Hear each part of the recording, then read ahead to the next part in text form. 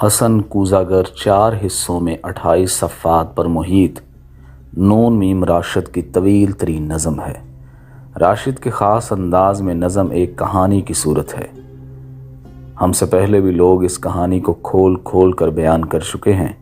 ہم نے ایک اور کوشش کی ہے کہ اس کہانی کو بغیر کسی مداخلت کے بلا کم و کاست بیان کریں۔ کوشش رہی کہ تمام نظم کو اسی طرح نثر میں ڈھال دیا جائے کہ عام سامع اس سے مانوس ہو جائے۔ تو کہانی اس طرح سے ہے کہ حسن نام کا ایک کوزاگر صراحی و مینا و جام و سبو اور فانوس و گلدان بنانے میں اپنا تمام تر زور فن لگا دیا کرتا، اور اس کے بدلے میں اس کی معمولی معیشت کا پہیہ چلتا رہتا۔ اس نے کہیں جہاں ذات کو دیکھا تو اس کی آنکھوں کی تابناکی میں ہی کھو کر رہ گیا۔ جہاں ذات پر اس کی وارفتگی کا اس حد تک بڑھی کہ اس کے بارے میں سوچتے ہوئے حسن کے ہاتھ کانپنے لگ جاتے۔ دستکار کے کانپتے ہاتھوں سے کوزے گرتے اور ان میں درزیں پڑ جاتی۔ خوش قسمتی سے اسے جہاں ذات کے ساتھ ایک رات گزارنے کا موقع ملا۔ حسن نے جہاں ذات کے ساتھ دریائے دجلہ کا ساحل عبور کیا، کسی ایسے وقت میں کہ ملاح بھی خوابیدہ تھا۔ اس سفر میں حسن جہاں ذات کے اس قدر قریب تھا کہ اس کے جسم کی خوشبو تک اس کے نتنوں میں رچ بس گئی۔ دجلہ کے پار وہ ساکت و تاریک رات دونوں نے حلب کی کسی کارواں سرائے کے حوض میں تیرتے ہوئے گزاری، ایک دوسرے کے جسم و جان سے لگ کر۔ حسن تازہ محبت میں اپنی حد میں رہا۔ جہاں ذات نے البتہ ایک ایسے شخص کا ذکر کیا جو اسے ملا تو اس کے بال کھینچتا رہا اور ہونٹ نوچتا رہا، مگر حسن ایسا نہ کر سکا۔ اس ناکردہ گناہ کی حسرت اسے ہمیشہ رہی۔ یہ ایک شب ہمیشہ کے لیے حسن کے دل میں حسرت و تمنا بن کے رہ گئی۔ درزوں والے کچھ کوزے جہاں ذات کے گھر میں بھی رکھے تھے، اور اس شب نشاط بھی ہاتھ کی لرزش سے حسن سے ایک جام گرا اور ٹوٹ گیا۔ اس ملاقات کے بعد حسن اپنے کوزے چھوڑ چھاڑ کر بغداد چلا گیا۔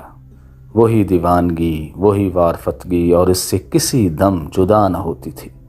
حسن نے 9 سال ہجر میں گزارے۔ جب وہ بغداد سے کوزوں کی طرف لوٹا تو بھی اس کے دل میں خواہش تھی کہ کسی طرح پھر وہ شب نشاط میسر آئے۔ لوٹنے کے بعد ایک صبح اس نے عطار یوسف کی دکان پر جہاں ذات کو دوبارہ دیکھا، اور جہاں ذات نے بھی ایک شوخ نظر اس کی طرف کی۔ ان آنکھوں کی افسانوی چمک جوں کی توں برقرار تھی۔ یہ چمک اور 100 طرح کی تمنائیں اسے جہاں ذات کے گھر کی طرف کھینچ لائیں۔ سرد رات کے اندھیرے میں پریشاں بال و سر کے ساتھ دریچے کی طرف جھانکتے ہوئے وہ اپنا تعارف کرا کر جہاں ذات کو پکارنے لگا اور بلانے لگا، اور اپنی وارفتگی اور ان 9 سالوں میں اپنے اوپر بیتے ہجر کے قصے سنانے لگا۔ گویا کہ ان 9 سالوں میں میں نے مڑ کر اپنے کوزوں کی طرف نظر نہ کی، حالانکہ میں اس مٹی اور رنگ و روغن کی مخلوق ان کوزوں کا خالق تھا۔ وہ بھی آپس میں سرگوشیاں کرتے تو ایک دوسرے سے میرا پتہ پوچھتے، شکوہ کرتے کہ حسن ہمارا خدا بنا تو اس نے ہم سے سلوک بھی خداؤں جیسا ہی کیا کہ ہمیں بنا کر ہم سے منہ پھیر لیا اور ہماری کوئی خیر خبر نہیں لیتا۔ اور حال تھا بھی ایسا ہی کہ جس مٹی کی خوشبو کا میں دیوانہ تھا اب تغاروں میں پڑی پڑی سوکھ کر پتھر ہو گئی تھی۔ میرے بنائے ہوئے صراحی و مینا و جام و سبو اور فانوس و گلداں جو میرے فن کا اظہار اور روزی روٹی کمانے کا ذریعہ تھے، سب ٹوٹے پڑے تھے، اور میں خود خواب کی ایک عجیب کیفیت میں مبتلا تھا۔ اس عرصے میں اکثر میں چاک پر مٹی پر پاؤں رکھے سر زانوں میں دبائے گھنٹوں بے سد سا پڑا رہتا، تو میری بیوی آ کر شانوں سے ہلا کر مجھے جگاتی اور کہتی، حسن کوزاگر ہوش میں آ۔ حسن اپنے ویران گھر پر نظر کر، یہ بچوں کے تنور کیوں کر بھریں گے؟ حسن اے محبت کے مارے، محبت امیروں کی بازی، حسن اپنے در و دیوار پر نظر کر۔ لیکن مجھ حسن کو یہ آواز اتنی ہی دھیمی اور مدھم سنائی دیتی جتنے کہ کوئی ڈوبتا شخص زیر آب سن سکتا ہے۔ وہ میرے لیے اشکوں کے انبار لگاتی جو حقیقت میں پھولوں کے انبار تھے، مگر مجھ پر ان کا کوئی اثر نہ ہوتا۔ مجھے اپنے گرد و پیش کی کوئی خبر نہ تھی۔ وقت کا چاک انسان کو تبدیل کر کے کچھ سے کچھ بناتا بگاڑتا رہتا ہے۔ میرے ساتھ البتہ یہ ہوا کہ غم کے 9 سالوں سے مجھے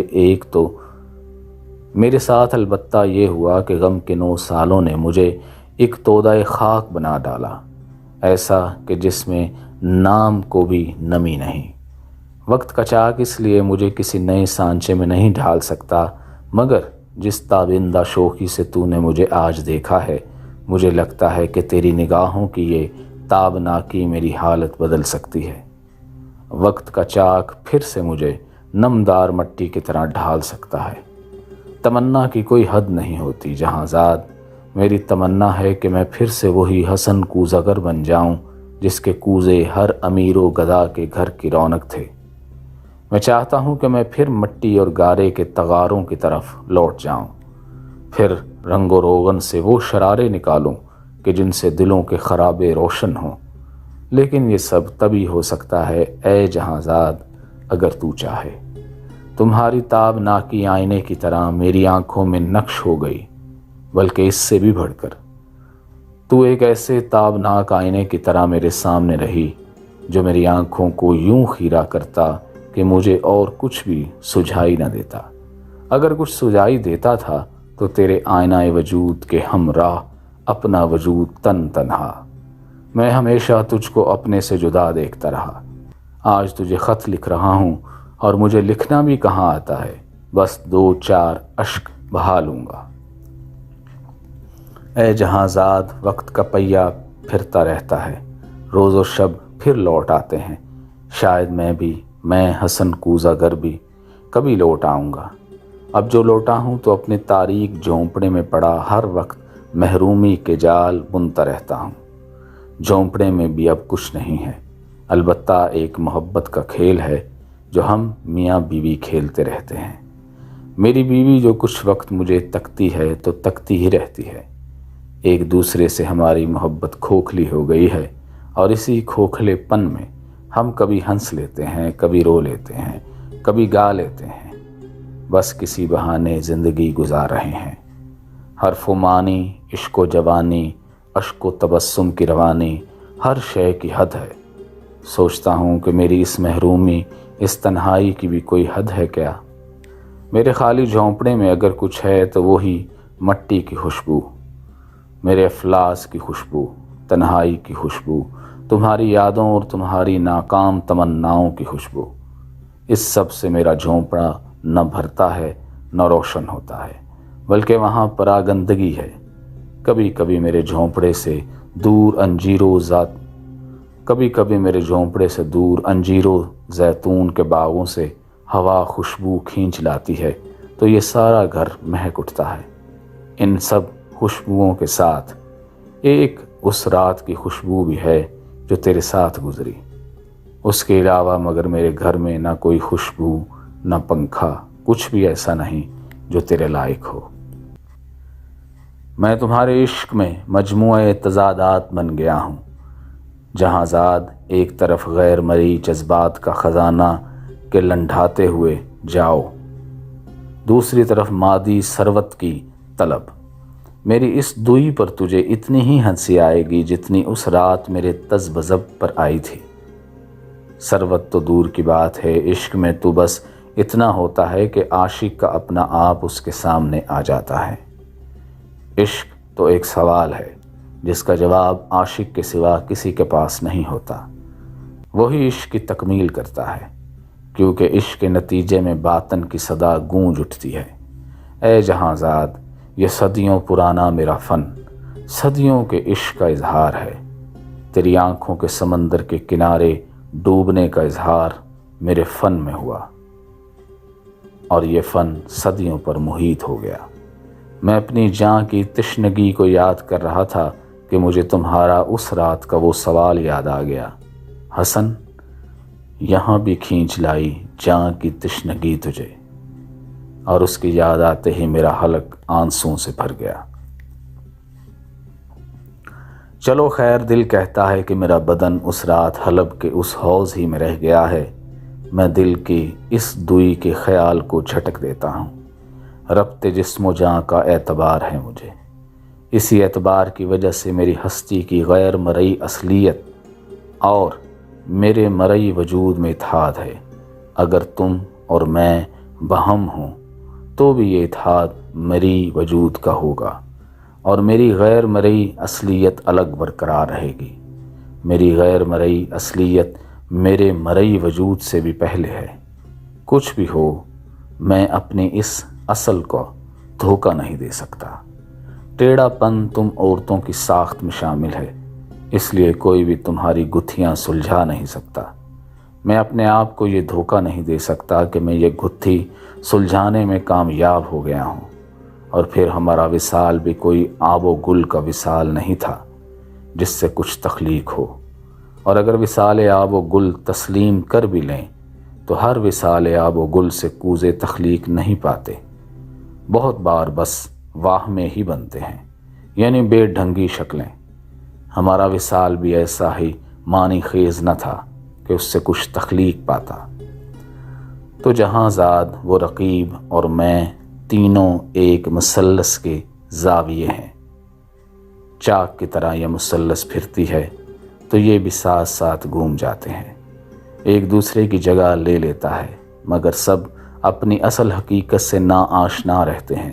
تو جو کہے اور چاہے تو میں یہ مثلث توڑ بھی سکتا ہوں، مگر نہیں، کیونکہ چاک کی طرح اس مثلث نے بھی مجھ پر ایک سحر طاری کر دیا ہے۔ یہ گھومتا ہوا چاک میری طرف دیکھتا ہے کہ میں یہ کیا کر رہا ہوں۔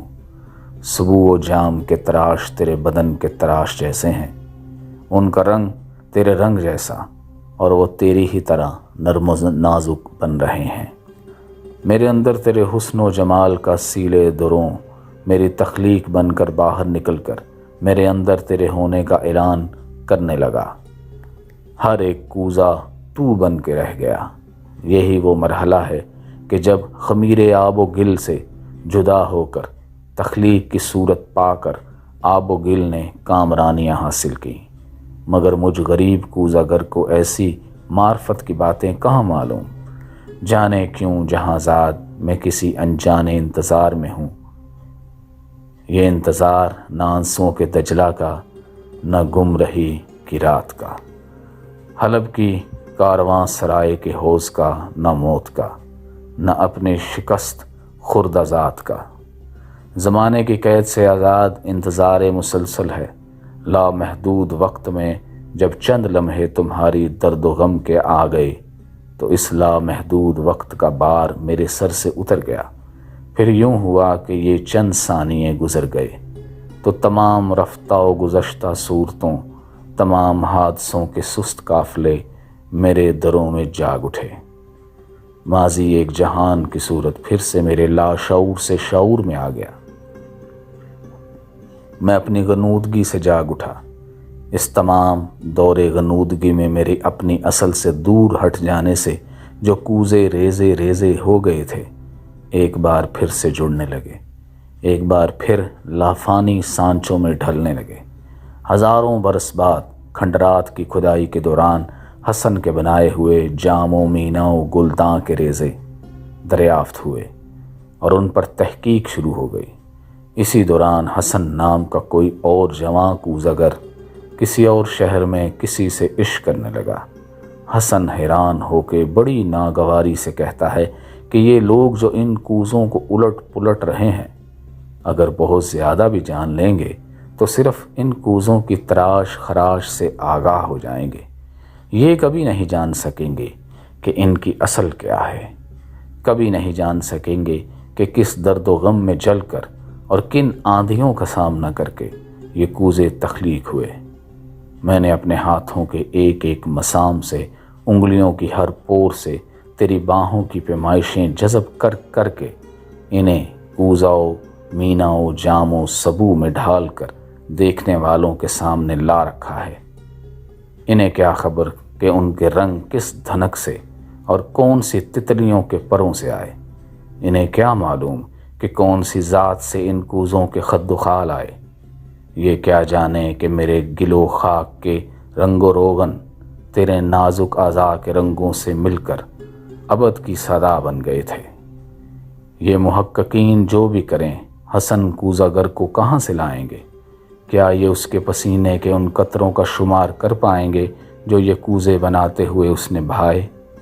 یہ کبھی بھی فن کی تجلی کے سائے تک کو نہ پہنچ پائیں گے، وہی سایہ جو ایک موسم سے دوسرے موسم تک، ایک دور سے اگلے دور تک، اور ایک نوجوان کوزہ گر سے دوسرے کوزہ گر تک پھیلتا اور پہنچتا جا رہا ہے۔